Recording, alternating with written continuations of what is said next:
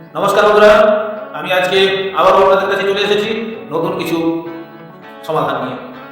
তো স্কিপ না করে পুরো ভিডিওটি অবশ্যই দেখবেন, কমেন্ট করবেন কীরকম লাগলো, এখান থেকে আপনি কি উপকার পেলেন, কোনো পথ দেখতে পেলেন কিনা অবশ্যই কমেন্ট করে জানাবেন। আজকে আপনাদেরকে সবটাই দেখাবো, সবটাই জানাবো। তার আগে কয়েকটা প্রশ্ন আপনাদেরকে করতে খুবই ইচ্ছে করছে, উত্তর জানা থাকলে অবশ্যই আমার কমেন্ট বক্সে কমেন্ট করে উত্তরগুলো জানাবেন। তাই আপনি সারাদিনে যা কিছু করেন, স্নান করে নেন সাবান মেখে, তাহলে আপনার শরীরের বাইরেটা পরিষ্কার হয়ে গেল।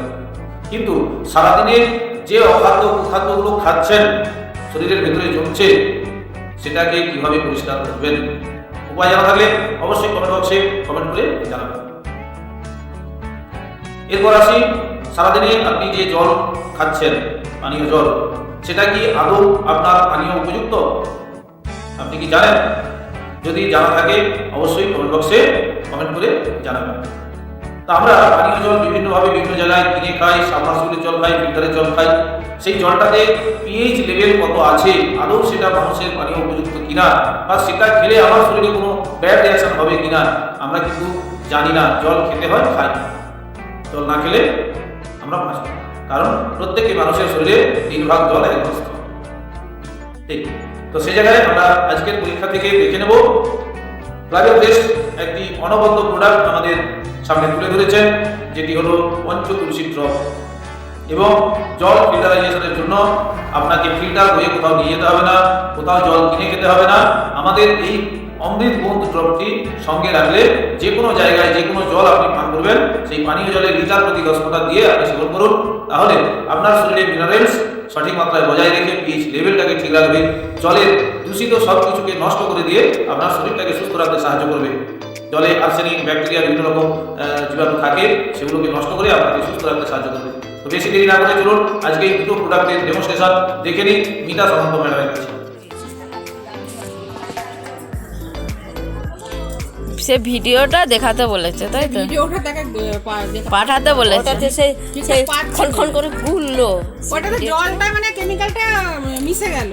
যেটা আমরা ওই মানে এটা আমরা যে আনাজ খাচ্ছি, বীজগুলো না, এটা কেমিক্যাল রক্তে মিশে গেল।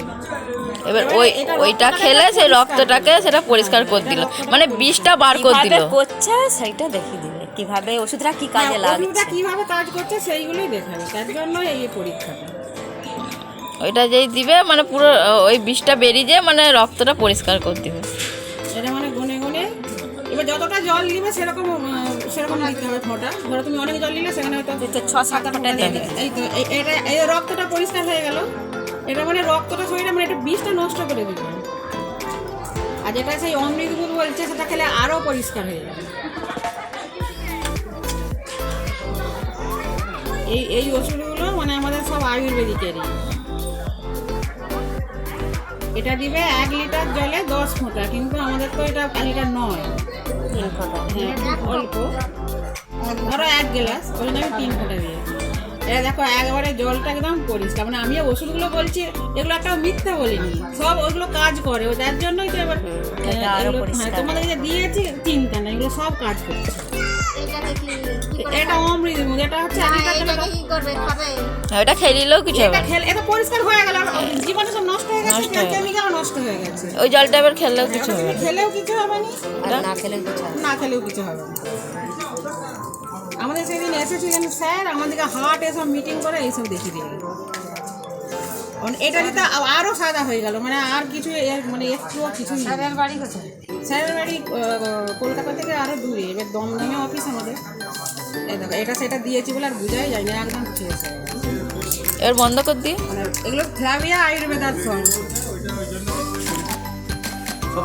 সবাইকে অনেক অনেক অনেক ধন্যবাদ আমাদের সাথে থাকার জন্য, এতক্ষণ আমাদের এই ভিডিওটি দেখার জন্য।